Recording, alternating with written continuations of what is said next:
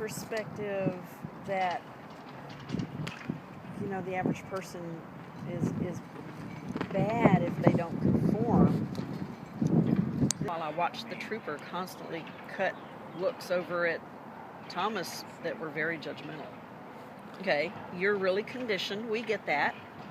However, I think some of the jurors are getting a real opportunity to wake up. I mean, my take on this thing was that this is a major opportunity for some people to wake up, and it's getting broadcasted. Yes, it is. It's being it's live streamed. I would imagine the same thing is going to happen tomorrow. I hate to plug some other station, but WTAP is doing that, and you can find it on their Facebook site. And I suggest everybody that can and has the time to watch this, because it's going to get a little bit more interesting as we progress into this. As a matter of fact, it's going to get a lot more interesting. The education on the history and why he does what he does, and how detailed he's been about filing the proper papers to the proper people in complaints along the way, judicially taking the proper steps before trying to rally the people, was very, very clear in the audio and the video. The thing that strikes me so far is that, how do you label somebody a terrorist that is doing everything he can to work within the system as we currently have it? And how do you label somebody a terrorist that is clearly saying the people matter, our futures matter, our children matter, and harm no one and no one's property? How do you call that? Well, you call it terrorist of the state because it's somebody that's said that they want to take down the system.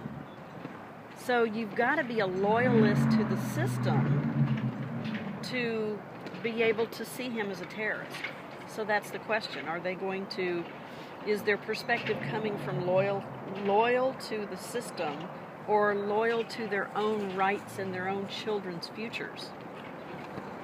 Well, as far as the jurors go, what do they appear to be? I mean, middle class, lower middle class, well-to-do. I mean, can you mostly read that? Average Americans, hardworking average Americans, moms, grandmoms, granddads, somebody's son or daughter, a whole mix of average Americans.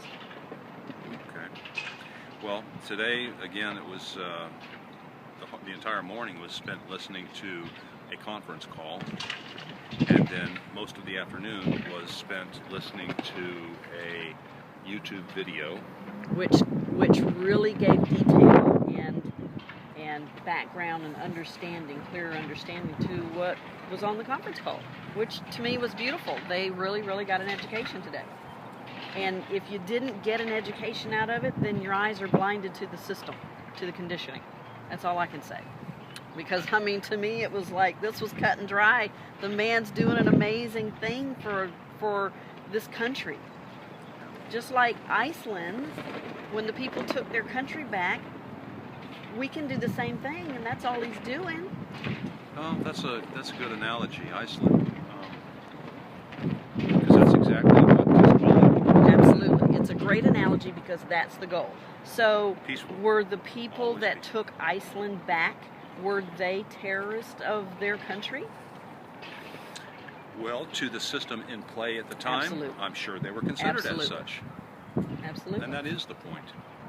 So the question for the jurors is, what perspective are they looking at this from? Are they in agreement with the system that he's a terrorist, or are they in agreement with what they want for their future, whether or not he's a terrorist? We'll find out. Yes, we will. And this is just day one of the trial, so Yes. there's more to come. All right, now I want to thank you very much, Dee. And I have one other person. No, not you. I want you to hold his camera. Now with me is Caleb Hitt. Caleb Hitt. Hitt. Okay. Well, Caleb, you were in there. You didn't get a chance to see it all today, but you're very familiar with the case. Can you give any take on your perspective of what you saw of the jurors? Well, I think like what Dee was saying, they look pretty like they're just average-looking people as far as I'm concerned, just like we are as far as I can tell. You know, I mean, there wasn't really anything entirely distinguishable about them as far as I'm concerned, as far as their appearance goes.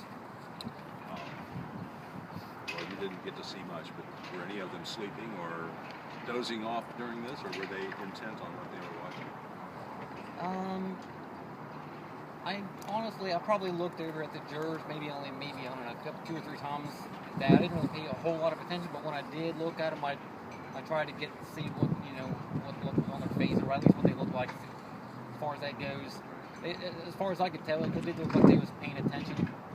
I mean, I don't know. I mean, when they was playing the video on the screen, I think it'd be kind of hard to not pay attention to. I mean, it's right there in front of me.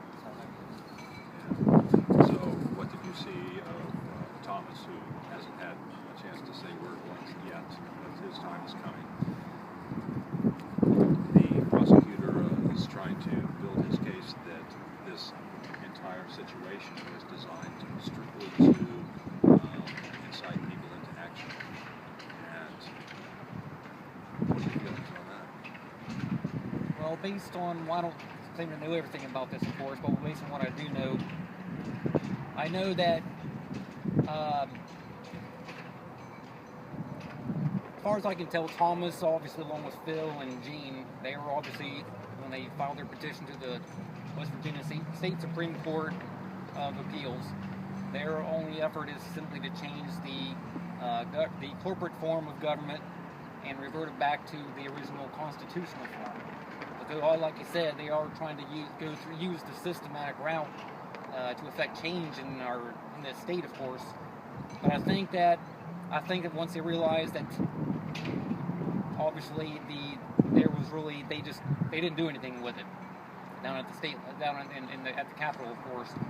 So obviously, based on what I know when Thomas, at least as far as the YouTube videos that I've seen, where he was showing on the Manta website how each individual legislative office is actually run as a private corporation. And in one case, it was actually run out of the legislative body, I believe. It was actually run out of the clerk of the House's private residence, if I'm not mistaken.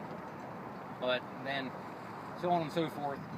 But I know that as far as the call to action is concerned, I mean, obviously, I know Thomas was trying to rally support, even amongst area militias, even from surrounding states, I believe, basically to go to Charleston and at the Capitol Complex and other offices around town down there and basically execute citizens' arrest. From what I can see, he had no intentions of violence.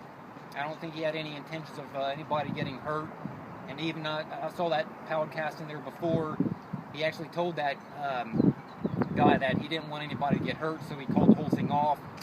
Because I think that infiltrated. I guess he realized maybe an agent got into the mix of things. And anytime the feds get involved, that's just a disaster waiting to happen. Just like we've seen up in Oregon, somebody obviously is going to get hurt, or God forbid, the worst should occur.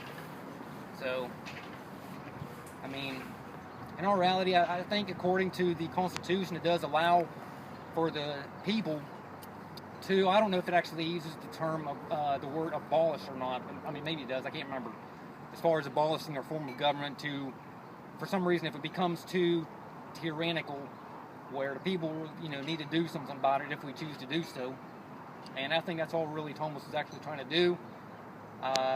Basically, his heart is to simply for we as the people of the state of West Virginia to simply take our country back, or in this case our state back, our form of government, because obviously the government, of course, was originally set up as to be the servant. That's how our founding forefathers set up this country. It was more or less a federation of states, and the so-called federal government was more or less to maybe protect us from outside enemies, perhaps. But there was a system of checks and balances set up. But some of our founding forefathers also mentioned, I don't know if it was Jefferson, where the government is not eloquence. I can't remember the exact saying, but it's not eloquence, it is not this or that. It is force. It's a dangerous servant and a fearful master. And that's basically what our government has become today, is the fearful master. So I think it's as important.